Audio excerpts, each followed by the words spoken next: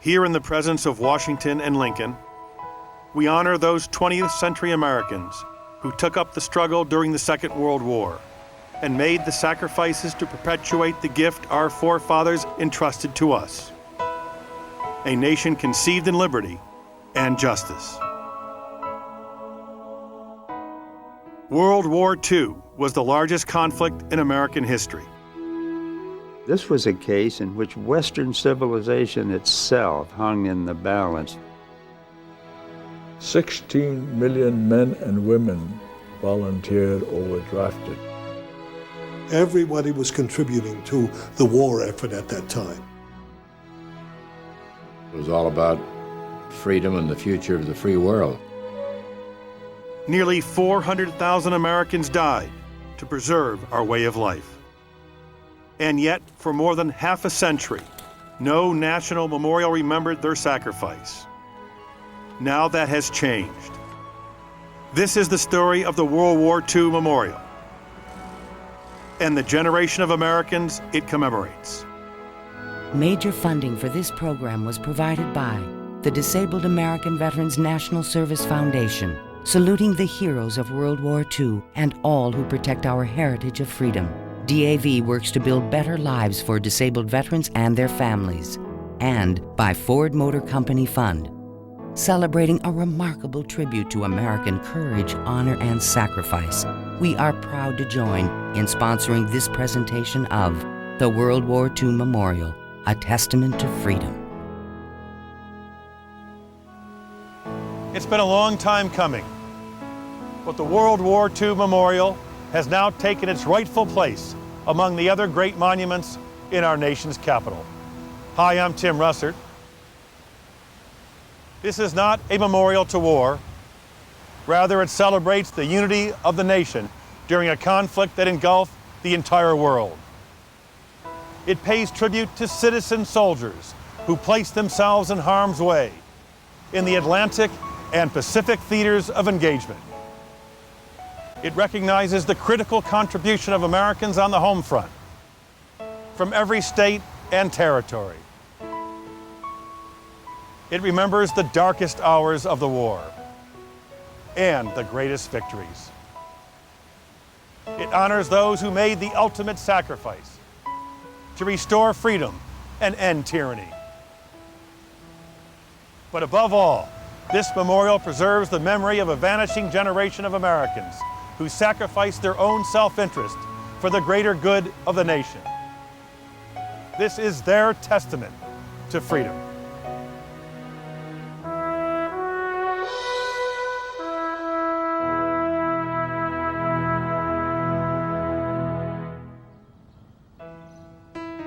The National Mall in Washington tells our country's story. But one great chapter was missing. It took a long time to develop the World War II Memorial, primarily because the veterans returning didn't have much interest in being memorialized. The men and women came home from the war. All they wanted to do was get back to work, get on with their lives. The Vietnam Veterans Memorial broke the ice, and we proceeded backwards to the Korean War Memorial. I think all of a sudden people said, hey, what about World War II, the biggest event of the 20th century? In 1987, a combat veteran named Roger Durbin asked his congresswoman why there was no memorial to World War II in the nation's capital. I said, well, sir, I think there is a memorial. Iwo Jima. He said, wrong. That's to one service. He said, there's no World War II memorial. I thought, this is unbelievable. With the 50th anniversary of the war's end approaching in 1993, Congress finally passed legislation authorizing a national memorial to the World War II generation.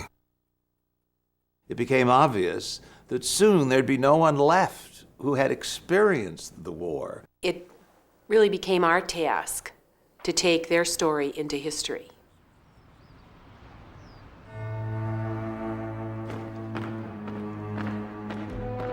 The flames of World War II were burning long before it touched American soil. Nazi Germany under Adolf Hitler was overrunning Europe. In the east, the militaristic government of Japan had brutally invaded mainland China. America declared neutrality and clung to the hope for peace. Then came December 7th, 1941, the Day of Infamy.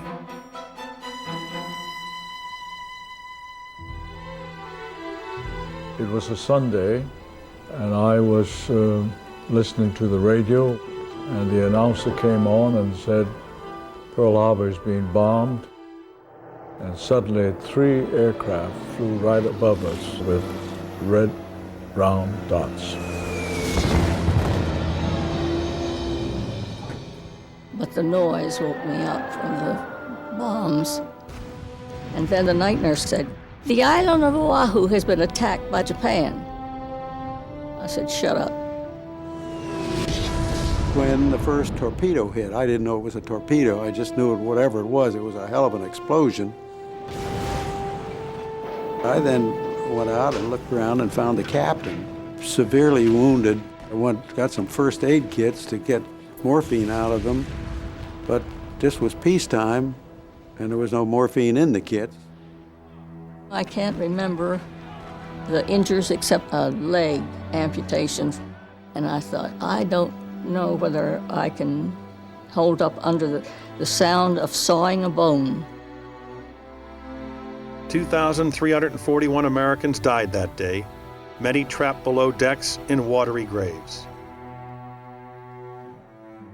The thought that lasts in my mind about Pearl Harbor more than any of the others is that it united the country.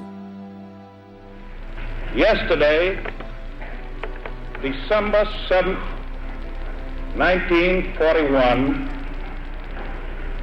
a date which will live in infamy. Where do you begin to make a memorial to World War II?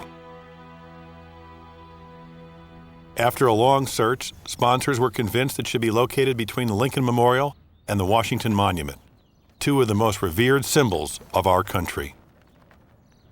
World War II was the defining event in the 20th century, just as Lincoln's preservation of the Union was a defining event of the 19th century, and the Washington Monument was the defining event of the 18th century. That is the establishment of the United States.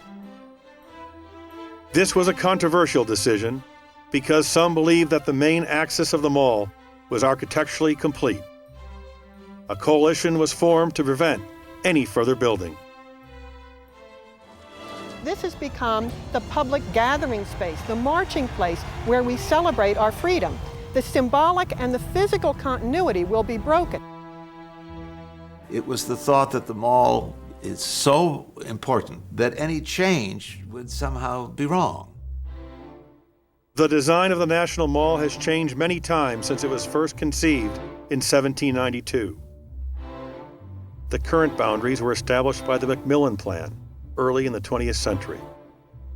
In terms of the siting of this memorial, my preference was for a site off-center, located in a grove of trees, the Constitution Gardens site, it's called. In the process of considering this, of touring the sites, I became convinced that World War II was such a major event that we shouldn't push it to the side. What were we fighting for in the Second World War? What was all that about? It was about the values that are represented by the other 2 monuments.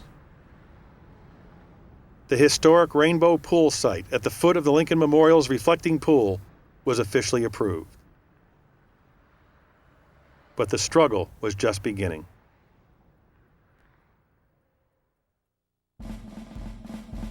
The surprise attack on Pearl Harbor shocked and angered the nation.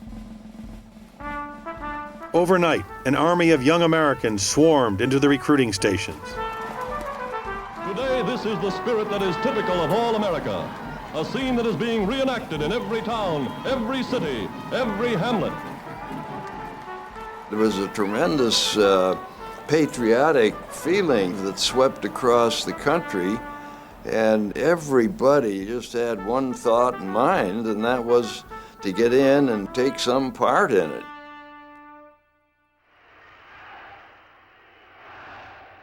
The months after America's entrance into the war produced only a series of costly and humiliating defeats. Well, the Japanese attacked the Philippines, and they told us to keep holding the bag. We knew the handwriting was on the wall. Bataan surrendered April the 9th, 1942. More than 5,000 American prisoners and thousands more Filipinos died in the infamous Bataan Death March. I was a POW. I wasn't afraid to die, but I was afraid to be tortured. So then I said, well, I'm gonna break out of here. This is it. In the United States, loyal American citizens also became prisoners. There was a great deal of stories being spread about Japanese Americans being spies. We were one of the last ones to be interned. I had a baseball glove, and a baseball bat. And as I got on the train, the MPs confiscated my bat. We had barbed wire all the way around the camp, and about every 200, 300 feet, there were armed guard towers with machine guns and searchlights. I never lost any faith in our country. I probably was more ashamed of my Japanese background. The Japanese advance in the Pacific was finally halted in June of 1942. We had to stop them at Midway. I was assigned to USS Yorktown, which was the state of the art at that time in aircraft carriers. Courageous U.S. Navy dive bombers completely surprised the Japanese, ultimately sinking all 4 carriers of their main battle force. But the USS Yorktown was also lost. I'll never forget lying on the deck, and when those torpedoes hit and blew, the ship lifted like some great arm had just lifted it up and then dropped it. And took a look over, saw about 2,000 heads bobbing in the water. And I'm going to join them. Midway was the turning point of the war in anybody's calculation. With the battle for the memorial's location over, the quest for its design began. You have to recognize right from the beginning that you can't tell the whole story of it. That's the job of a museum. A memorial is supposed to evoke memory, but it is not supposed to teach history. In 1996, a 2-stage open design competition attracted some 400 concepts. Some of the most prestigious architects and artists in the world competed. The most difficult idea to express architecturally is this idea of unity, that this was one of the few times when the entire nation came together. The design had to preserve the mall's sweeping vistas, complement the classical architecture in the area, and retain the park-like setting. The real responsibility here was to make a place for the veterans and the event of World War II, and to fit that particular place into the larger scheme of the mall. Based on these criteria, the jury unanimously selected the design of Friedrich St. Florian, a naturalized American citizen and former dean of the Rhode Island School of Design. And there are certain ironies, of course, that someone who had come from Austria would be the winning designer, just as there are certain ironies in Mai Lin being the designer of the Vietnam Memorial. After we had won the competition, I came to Washington and I went out celebrating with my team, and we thought we have a design and we're going to build it. And little did I know how difficult this would be. Now on to marking another key moment in American history, World War II. Elizabeth Farnsworth begins our report. The proposed memorial was immediately criticized for its large scale and for breaking up the open space that had been the chief characteristic of the mall. The style of the architecture was also criticized. I would prefer a more contemporary expression in the memorial design.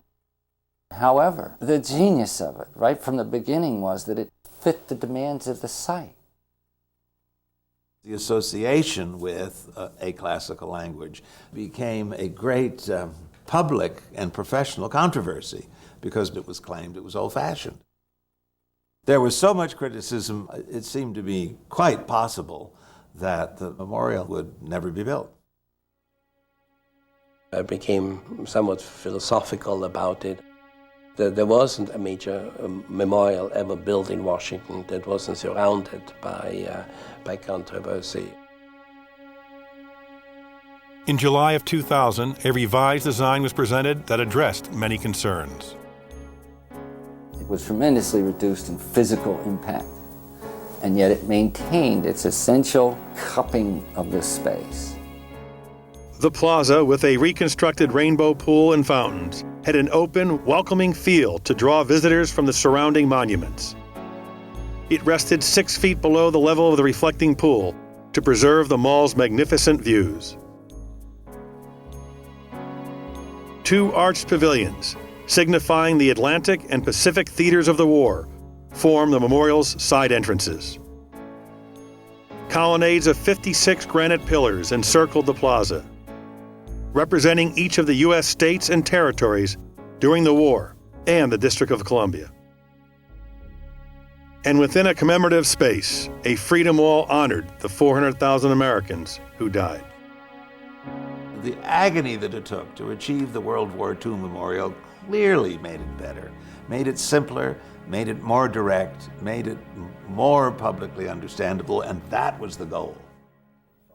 Now it was time to turn the idea into reality. In 1942, the first American troops were sent across the Atlantic to fight Hitler's armies.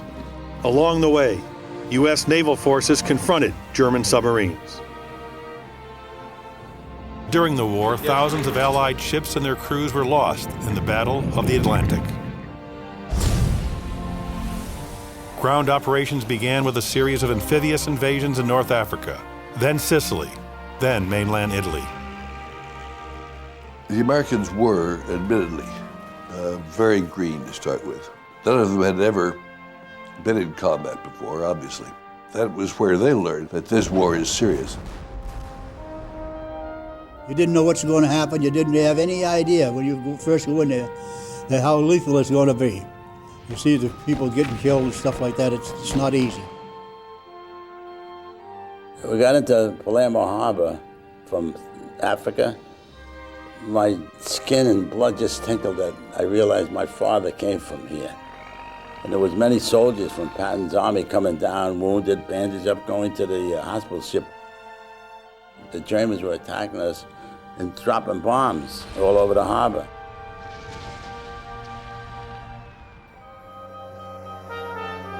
This is a picture of me that was taken in front of my airplane. Angio was only about a week old at that time. And when some of them heard that African Americans were flying those airplanes, they didn't believe it. We weren't known then as Tuskegee Airmen. I didn't get afraid until they started shooting at me.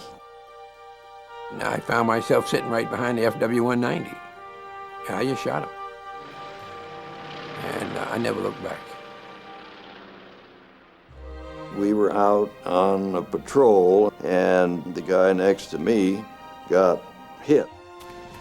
I was just paralyzed with fear.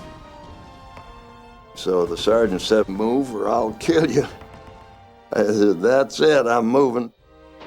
Before I had a chance to even hit the dirt, they opened up, see, and I got hit in the lower leg.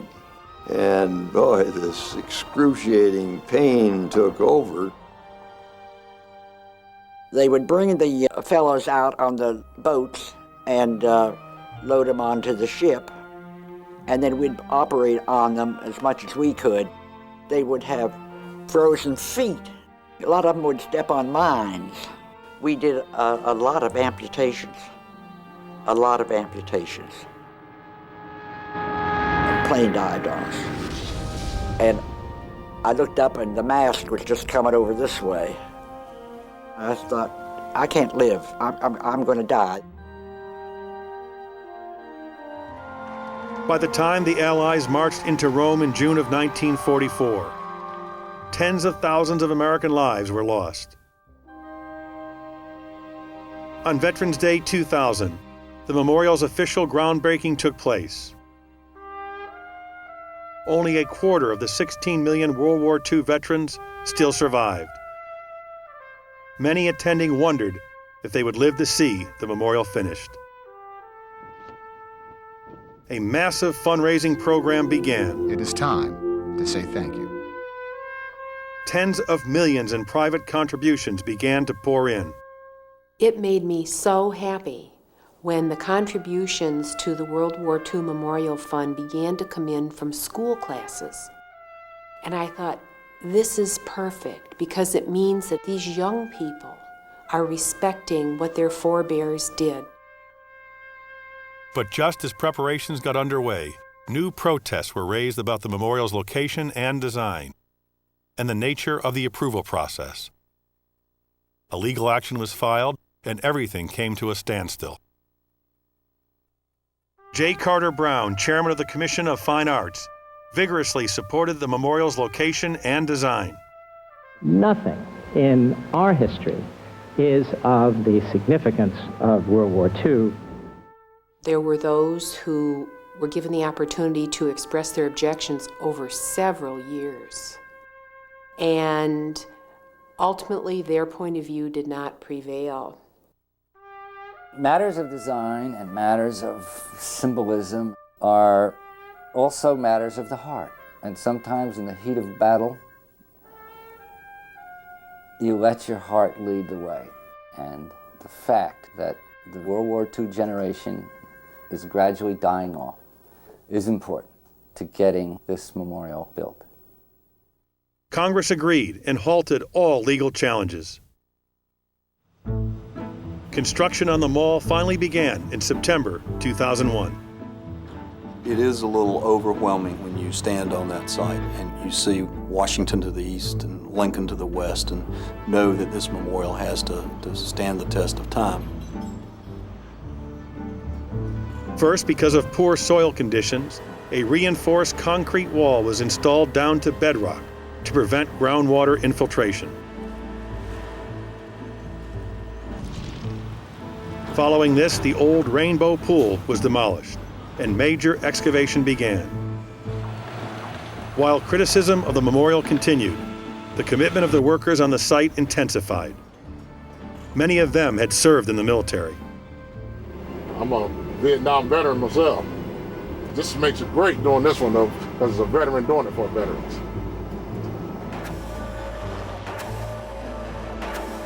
It kind of all came home in the fall of 2002.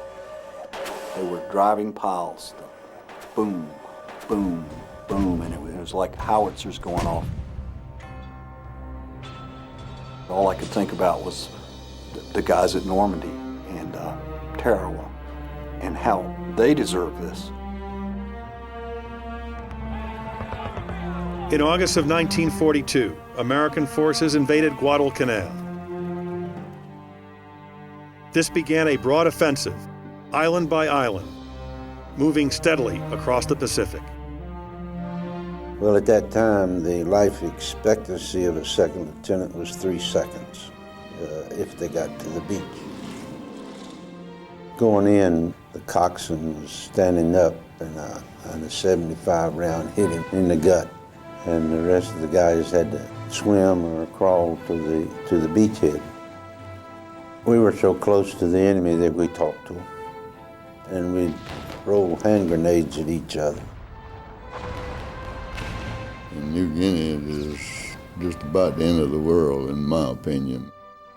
I didn't know what banzai was, and I asked the interpreter there, I said, what is banzai? He said, that's to kill or to be killed. I said, uh-oh.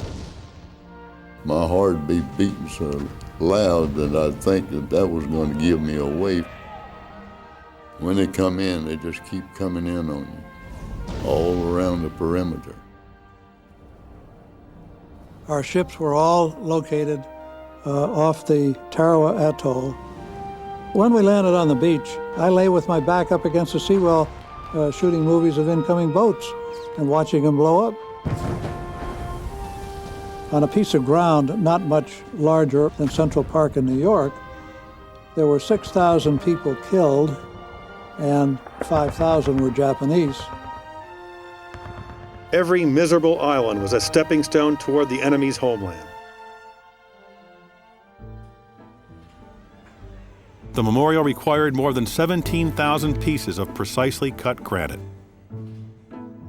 It was a unique opportunity to design and build these big blocks of stones. Most of the stone comes from quarries in South Carolina and Georgia. In numerous facilities, massive blocks of granite are cut and shaped into the pieces of an architectural jigsaw puzzle. The whole plan of the memorial is based on segments of circles. We almost have no stone that is just simply a square stone. Every piece of stone in the memorial has a number, and they have a numbering system so that we can keep track of production. Early in 2003, the finished granite began to arrive at the site.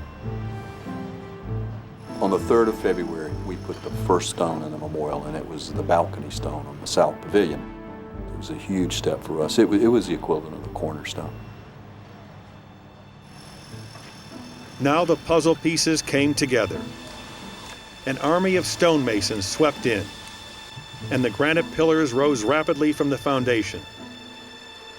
State and territory names were carved in each base. Only one World War II veteran actually worked on the memorial. During World War II, I was a staff sergeant in the United States Air Corps. I was over in China. A lot of the pilots that crashed, landed, and burned, and they're still there. The veterans deserve this. Out of all the projects that I've ever worked on, this is my crowning glory. The construction of the Pacific and Atlantic pavilions presented the greatest challenge. Their arches contained more than 300 tons of granite.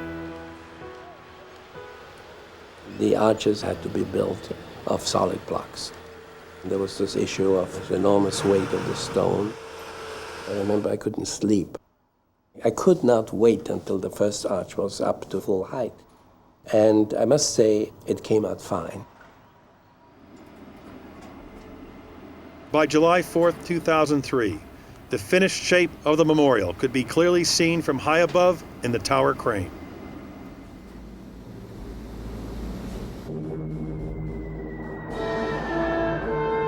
U.S. daylight bombing raids escalated in August 1943.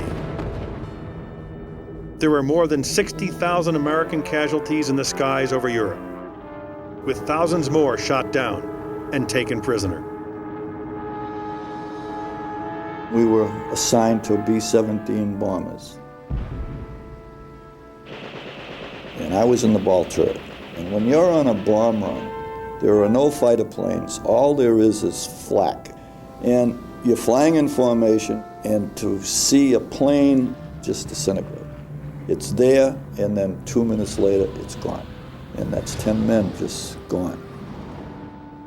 You never forget that. My first mission had to be to the Ploesti oil fields, which at that point was the most heavily defended target in Europe, when all of a sudden we got a direct hit. And about 5 seconds later, then a tremendous explosion. The next thing, I'm floating around out in midair like a homesick angel. So I reach for my ripcord and give it a yank, and then I look up and I see the wing of my airplane is coming down right on top of me, and the wing went right down beside me. We got hit over the target, lost 2 engines. We were going home when still a 3rd engine went out on us. There's a short runway, but it's all there is. The co-pilot and I both jumped on the brakes, We stopped short 8 or 10 feet from the end of that runway. We walked away from that landing. I should say we danced away from it with a leap of joy. And for that, I won the Distinguished Flying Cross.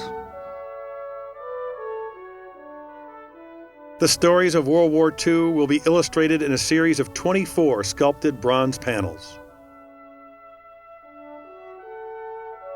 More than 200 pieces of art will embellish the memorial.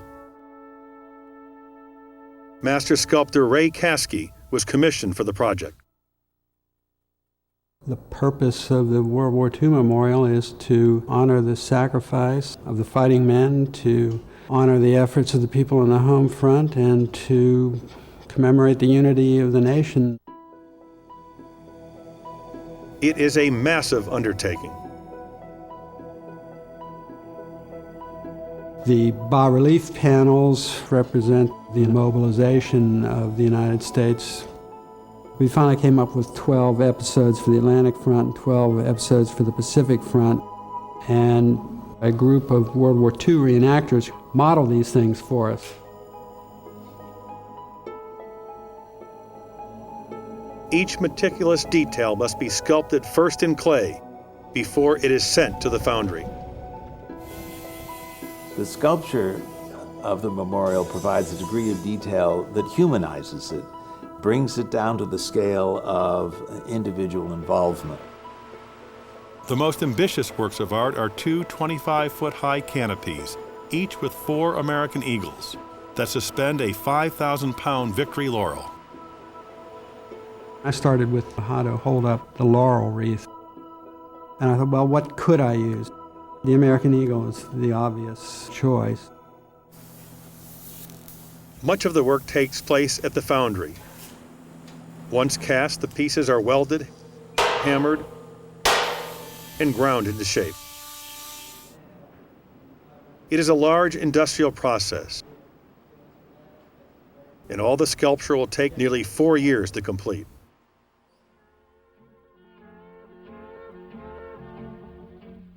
During World War II, America was transformed into an industrial superpower, the arsenal of democracy. The only way to meet our increased needs for more weapons is for every American, men and women, to go out and get a war job. Well, Rosie the Riveter, of course, was important. That was the breakthrough that brought women into the workforce for the first time in the United States in a big way. I went to work in a defense plant as a drill press operator. And at that time, I weighed 98 pounds, and I was 21 years of age. We were in the defense work to keep things going for the ones that were out there fighting for us. It was wonderful. Sometimes we'd see P-51s, and we'd say, ooh, we worked on those.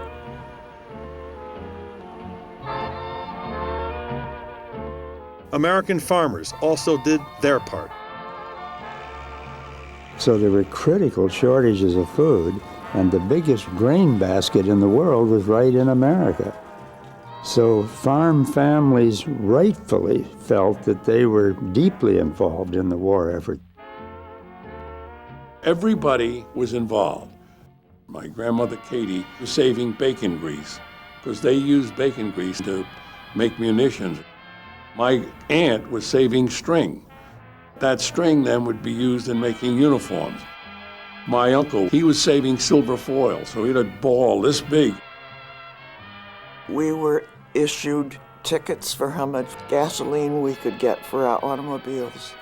We had food rations. Everybody felt that we had to defend our country.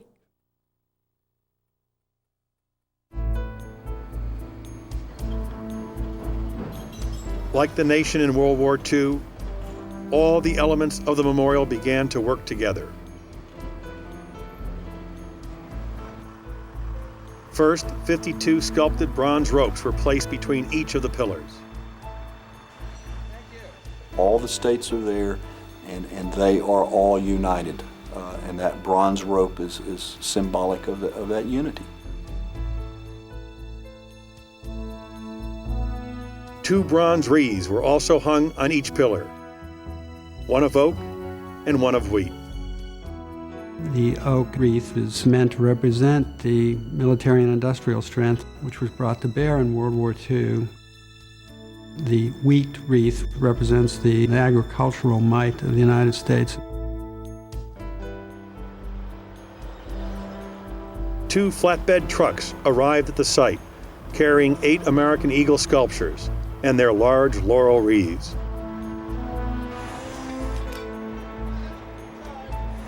This was the moment of truth for the sculptor and the installation team.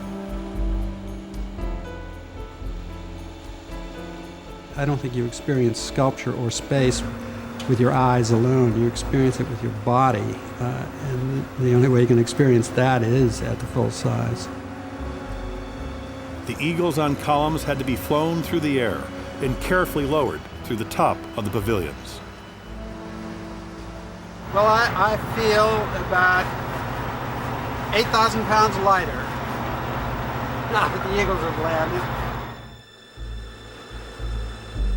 Then the first of 2 gigantic wreaths was slowly lifted in the air to join up with the eagles' beaks. It was the first opportunity to see it all together after 4 years of working on it in pieces. It was stunning to me to see it at that size.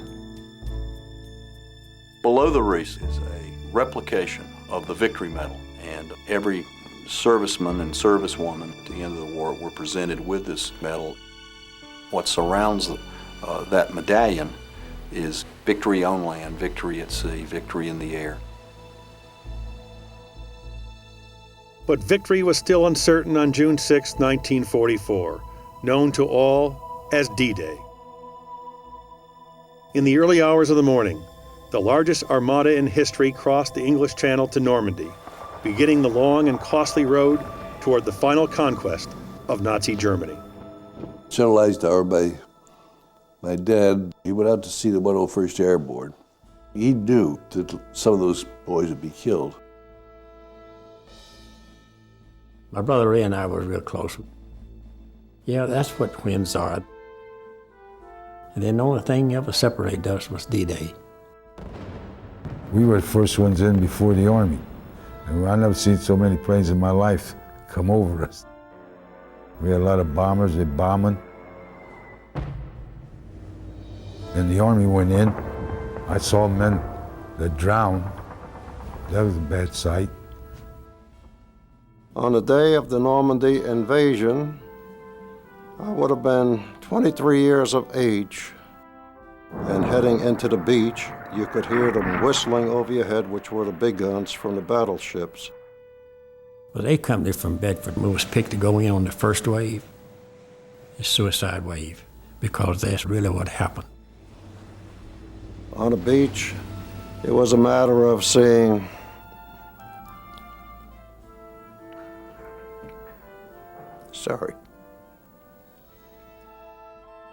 My worst memory of World War II was Omaha Beach. There was no way you could get by without seeing somebody dead or severely wounded. We had one fellow on the beach. He had both legs blown off, and he wouldn't let anybody near him. He just sat there and bled to death. It was terrific.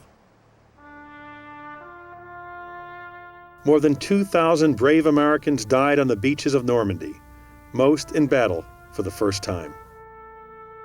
So we went down to the cemetery, and the first grave I came to was my brother. 19 young men died on D-Day from Bedford. I was 15 when my brothers were killed. And the telegram, of course, just read, "We regret to inform you that Bedford T. Hoback has been killed in action." The second telegram came on the following day saying my younger brother, Raymond, was missing in action. The entire community was crying because there were just telegrams coming in from everywhere. You would see the stars on these little red and white flags. We had 2 flags with the gold stars in them after my brothers died. The symbol of the gold star was the inspiration for the memorial's Freedom Wall. The Wall of Stars refers directly to the gold star that was given to mothers or wives of men who were killed in service, and each gold star represents 100 dead. There are 4,000 gold stars, and there's a very simple inscription, and it says, "Here we mark the price of freedom." There are numerous inscriptions in the memorial. It is the art of carving poetry into stone. You've got an inscription that refers to D-Day and Midway. President Roosevelt speaks to the arsenal of democracy. President Truman pays tribute to the heroic men and the women in the armed forces and how America's debt can never be repaid to them. The names of famous battles and theaters of war are also there, like a history book in stone. Following the Normandy landings and the breakout from Saint-Lô, Allied forces began the long drive across France towards Germany. By the summer of '44, we were beginning to decimate the Luftwaffe. I was leading the squadron and ran into 22 109s and then shot down 5 of them. And you don't look at it as killing somebody, you're destroying an airplane that'll destroy you. Something is difficult for you who never fought in a war is that there is no morality in a war. You have to accept that. And you do anything to win a war. By August of 1944, Paris was liberated and the enemy was in full retreat. But as the Allies pressed towards Germany, the fighting became more desperate. That winter, it was terribly, terribly cold. There were months that we didn't get to change our clothes, didn't get to take a shower. The food was horrible. The GI's favorite cartoonist, Bill Malden, captured the mood. But again, we were bound and determined that we were going to beat the enemy, which was Hitler. Then came the Battle of the Bulge, the bloodiest fight in U.S. history. The morale was very low. We were thinking the war was going to be over soon, and this was a big surprise to us. Facing 500,000 German troops in the snow and cold, the American army suffered nearly 20,000 killed and 15,000 taken prisoner. At one time, they put me on what they call like a graveyard detail, picking up dead bodies. And that wasn't a pretty sight. I was hitting my arm, and I lost a lot of friends. In fact, one of the friends was killed right next to me.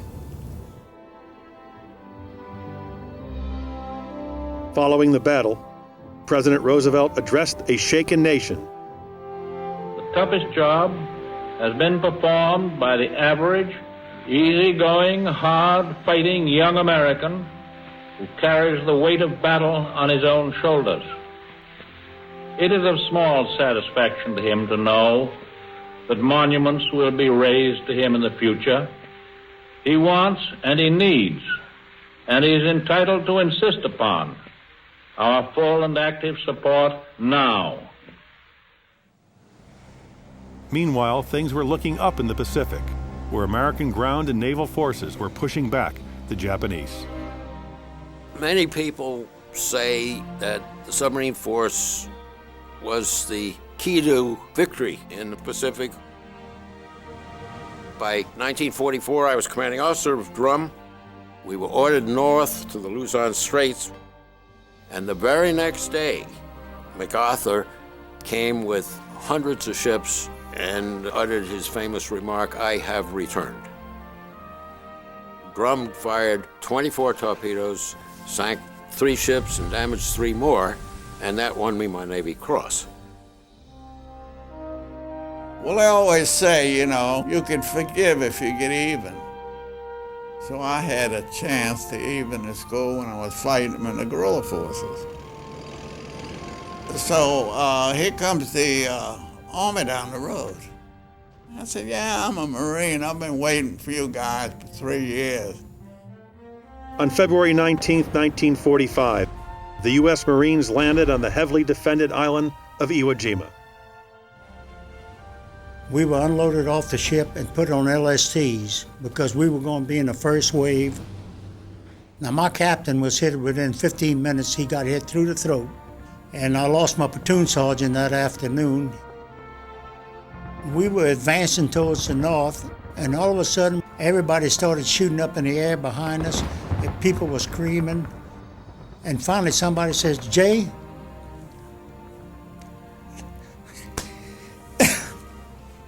gets me. Says, Jay, look up there. There's the American flag. And we were so happy, we said, well, we ought to be finished with this battle in a couple of days, not knowing we hadn't even started to fight yet.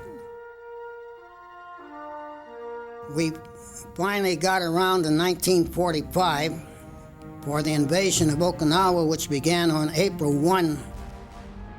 That is the time when the Japanese began their kamikazes. And eventually, 4 of the kamikazes hit our ship. The explosions were terrific. These bombs burst and shrapnel expanded all over. We lost 153 men on the ship, and eventually the ship went down. Water plays an essential role in the World War II memorial. We have restored the rainbow pool.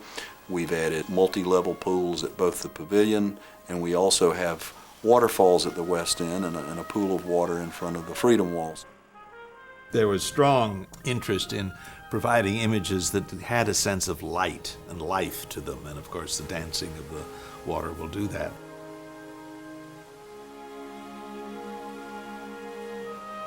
Landscaping began to enhance the mall's natural setting.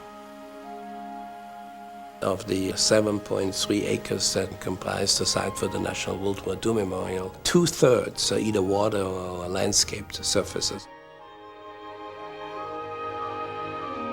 Lighting is also a critical part of the memorial's design.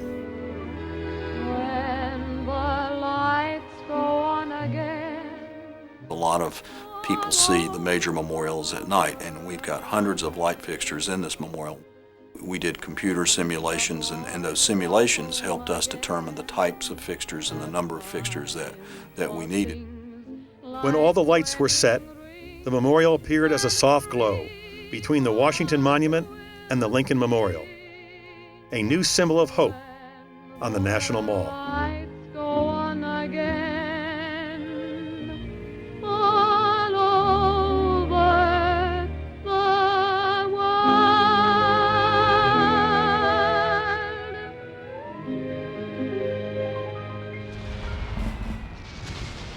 The war in Europe was finally coming to an end. American forces crossed the Rhine River into Germany. Other troops were mopping up in Italy. See, we were supposed to kick off the 12th of April, 45, but Roosevelt died and everything was off. Nobody's ever certain what happened, but all I know is I went out to rescue a radio man, and suddenly I felt this sting in my back of my right shoulder. Turned out later I had a broken neck. They put a big M on my forehead in my own blood to show that I had morphine. And there were a lot of people killed that day. It was a pretty bad day. Because of the need for manpower, Japanese Americans were permitted to join the military.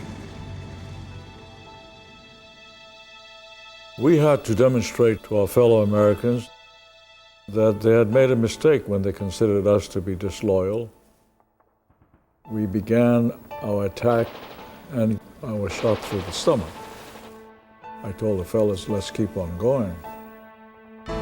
I was shot in the arm, and it was obvious that my arm was gone. We wiped out all 3 machine gun nests, and we took over the hill. one casualty, me. As the Germans fell back, a hideous crime was revealed. I went to Brukenwald. The bodies were still there, stacked up 5 feet deep. I took pictures of half-burned corpses in ovens because we couldn't believe that human beings could do that to other human beings. On May 8, 1945, Nazi Germany surrendered. There was dancing in Times Square. One tyrant down, one left to go. When the ceremonial entrance stone was laid into place, it was a sign that the memorial was nearly finished. Soon it would be open to the public, and final preparations were underway. The bronze panels depicting scenes of soldiers and civilians were installed. Powerful reminders of the human tragedies and triumphs of the war. The American flags were raised.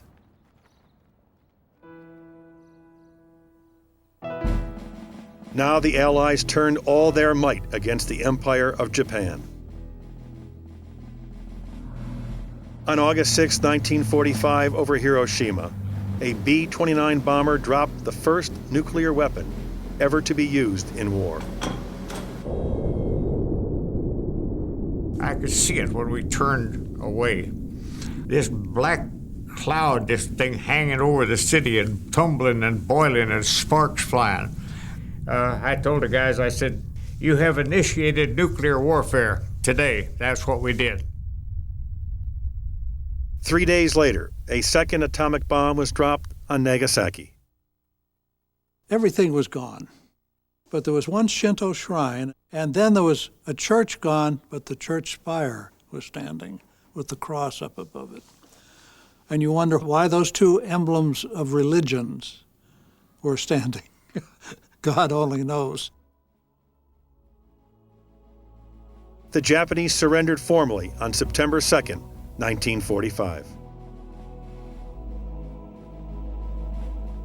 We joined the 5th Fleet, and I remember before we got to Tokyo Bay, as far as the eye could see were ships. And so I picked out my spot, got a pair of binoculars, and I watched them as they signed the treaty that ended the war. Neat, huh? Almost 60 years after the most catastrophic war in history, the World War II Memorial was now a reality. It was opened to the public in April 2004. The true value lies in what it represents as a symbol for future generations on that amazing site in that place of the mall in Washington, D.C.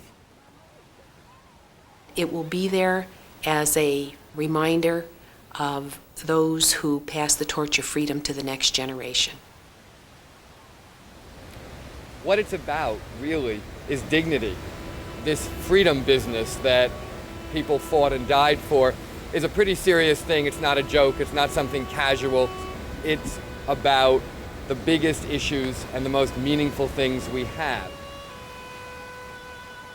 It must be demonstrated to one and all that democracy is not free. It's very costly. I think it's an important memorial. 400,000 young Americans died in that war. Many were crippled or weakened emotionally or psychologically. So I don't think we ought to forget those sacrifices. So it's to remind future generations, our kids and our grandkids, that someday in your life you may be called upon to make a sacrifice for your country, for liberty and for freedom. Now the World War II Memorial rests in this magnificent location on the National Mall, along with the other great symbols of our democracy. It will stand as a testament to an entire generation of Americans who sacrificed and died in pursuit of an idea called liberty. Their legacy will live on amid the granite and the bronze. and future generations will not forget the price they paid for freedom.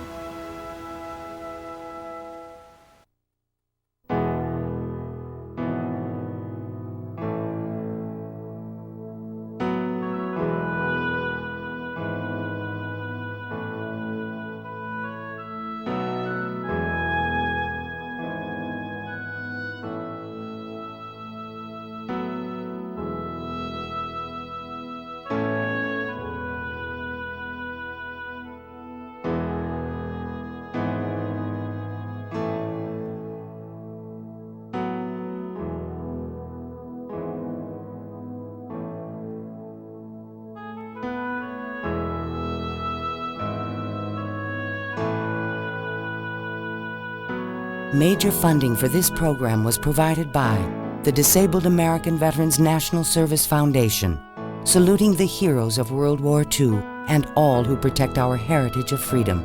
DAV works to build better lives for disabled veterans and their families. And by Ford Motor Company Fund, celebrating a remarkable tribute to American courage, honor, and sacrifice. We are proud to join in sponsoring this presentation of the World War II Memorial, a testament to freedom.